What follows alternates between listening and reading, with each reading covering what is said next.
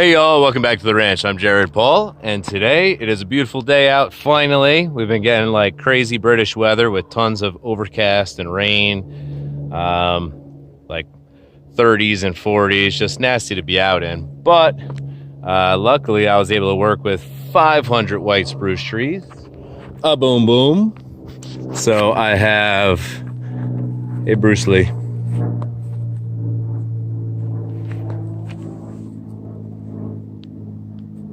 This is my buddy Bruce Lee from Augusta, Georgia. Best friend ever. And Millie. She's out in the field. Probably eating deer poop like they're raisins. Gross little puppy. Anyways, this is what's left of the soil. I have all the sandbags filled. 500 sandbags filled with the first batch. I could not get my hands on any moss at all. I was going for sphagnum, but they didn't have peat at all. And then luckily today I called and I paid for just regular topsoil, which was $36 US per yard. And they normally hook me up with double for that price just because I give them a lot of business. And they actually ran out at 1.5 yards to 2 yards of the topsoil, so they gave me peat moss. So the cool thing is these first 6 rows out of 10, they're gonna have the straight dark awesome topsoil that you could see in my previous video of the tree farm, and the last 4 rows are gonna have the combo of the topsoil and the peat moss, which are both really dark and rich and awesome. So I actually think that the one that came today with the mixture is going to be better. But I have planted 300 of these bad boys of the 500. I got them 10 days early, and there's some out this way. Some are planted, and then all the bags are laid. So I got them 10 days early, so not only did I not have the sediment, but the weather was not correct because we were still getting snow and some freezing days, and I just didn't want to mess with the roots at that point. So anyways, I feel like I've executed the best that I can. In that box and bag are the remainder of the trees. That's the remainder of 8 yards of soil and peat moss. And I have everything laid out nice and tight and tidy, everything X so that I could plant the tree, but not all the trees are planted. So what I've decided is I have right now 500 white spruce Picea glauca, okay? And they're in 10 rows of 50. So I'm gonna go A, B, C, all the way to J. This way I can continue on with the lettering system. And then 1 through 50, because there's 50 per row. I'm gonna put a little stake on either side every 10 so that it's easier to count, okay?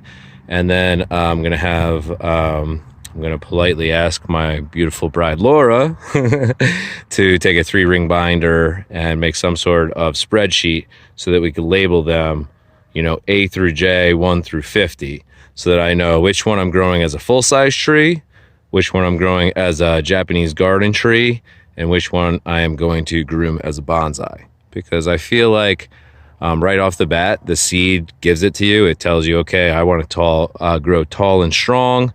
And it's like, okay, that's naturally born to be a large tree. Then you have the medium size, and then you have the little runts of the litter. I love the runts because typically they have a lot of branching early on, which what's better for bonsai. So I just feel like I got a really great opportunity to take the pick of the litter, so to speak, of these 500 white spruce trees. So anyways, let me give you a little inside scoop here. So most of them are this size.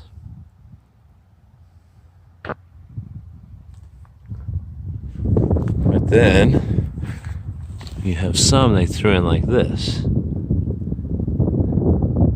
And the beauty of it is that I really feel like I have, I'd say 150 to 200 more than the 500 trees I ordered, specifically because, you know, I don't know this specific farm's process, but if you grow them close together, there's going to be babies that are growing up very close to the trunk of the taller trees, and that's exactly what I'm finding. So each bundle, I think there's supposed to be 10 bundles of 50, but each bundle has a variance of like +3 to +10. So my wheels are turning. If you have a good idea for me what to do, because I really don't have the additional sediment or the setup for them right now, please leave that comment below and I will totally ponder it. So these guys have been laying graciously. We have 6 hens and we've been getting 13 every 3 days. And I was able to take the half peat, half topsoil and cover my raised tree bed. So this has pines, walnuts, oaks, and maples. So there are a ton of tree seeds in here, and I'm really hoping with the cold stratification that a lot of them come in. And I don't even mind growing them close together for the first couple years. It's just a different style, different technique that I'm trying out. So I started this one with old fence wood horizontal as the base, as like a serious weed blocker. And then I used the topper. Okay, starting to have data storage issues, but like I was saying, this was an old fence from a client, helped remove, and the base are the horizontal boards, and then this is the top, this lattice. I thought it was semi-attractive. So we'll grow a bunch of trees nice and tight through there, at least for a couple years, just prune them and leave them. And if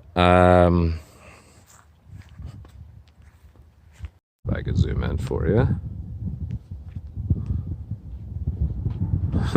Millie, come.